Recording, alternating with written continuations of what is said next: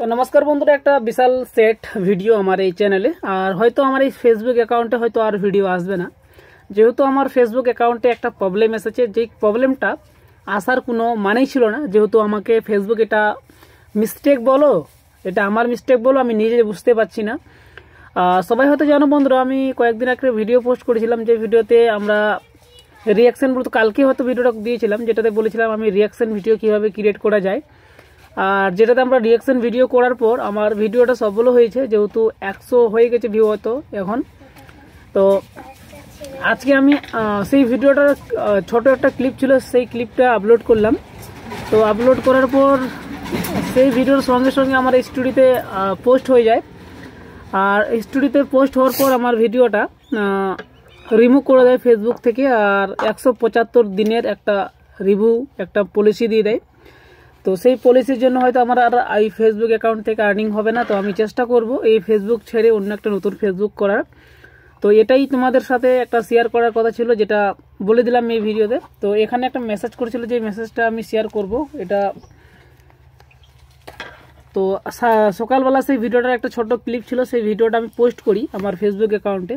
যেহেতু একটা full video করেছি, একটা শর্ট ভিডিও ভাবে একটা ছেড়েছিলাম। তো ভিডিওটা ছাড়ার পর আমার ওই অ্যাকাউন্টেতে এই প্রবলেমটা এসেছে। চলো আমি দেখানোর চেষ্টা করবো একটু করে। আর এটাতে বলেছে মিসলিডিং কন্টেন্ট, আর আমি নিজে বুঝতে পারছি না মিসলিডিং কন্টেন্টটা কোথা থেকে হলো।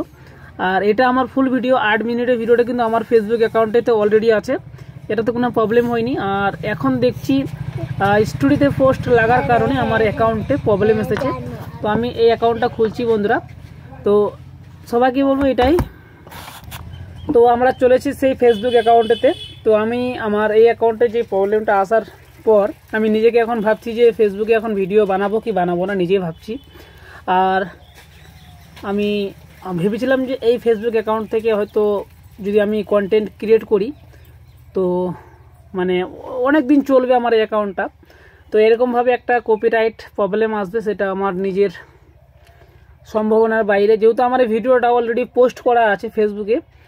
তো আমি এটা বুঝতে পারছি না এটা রিইউজ কন্টেন্ট দিতে পেতো, যেহেতু আমি এই ভিডিওটা আবার রিপিট করে আপলোড করেছি, কিন্তু এটা না দিয়ে আমাকে মিসলিডিং কন্টেন্ট দিয়েছে। মানে তো এখানে আমি একটা লিঙ্কের সম্পর্কে কথা বলেছিলাম, লিঙ্ক। তো আমি ফুল ভিডিওতেও কিন্তু লিঙ্ক বলেছি, ঠিক আছে। তো ওটাতে কোনো আমার কপিরাইট দেয়নি, হয়তো ওটা একটু ভিডিওটা আলাদা ছিল, হয়তো আলাদা কন্টেন্টের হিসেবে ছিল, কিন্তু কন্টেন্ট আলাদা আমার হিসেবে নয় বন্ধুরা। আমি যেই কন্টেন্টটা দিয়েছিলাম যেখান থেকে আছে we remove your story update in this decision. তো আমার ফেসবুক ডিসিশন নিয়েছে আমার ফেসবুক অ্যাকাউন্টে, যে দেখতে পাচ্ছ বন্ধুরা এখানে লেখাও আছে। আমি স্ক্রিনশটটা দেওয়ার চেষ্টা করব। We remove your story update in this decision. আর 7 তারিখ আজকে এখানে আমি ক্লিক করব। তো এখানে বলছে I will be back year soon to son. তো 4 দিনের মধ্যে আমাকে রিপোর্ট দিবে আমার এই প্রবলেমটা কেন এসেছে। আর এই প্রবলেমটা আসার কারণ কি আমি নিজে বুঝতে পারছি না, আমাকে এই প্রবলেমটা কেন দিল ফেসবুক।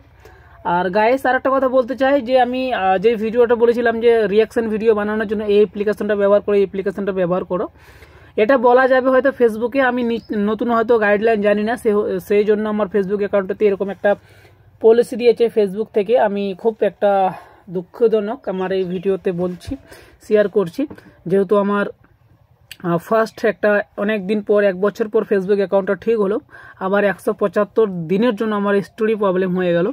তো আমি এখন আমার ফেসবুক অ্যাকাউন্টটাতে দেখাবো। তো দেখতে থাকো, আমি সবাইকে চেষ্টা করবো দেখানোর জন্য বন্ধুরা। তো চলো দেখো আমার স্ক্রিনটা।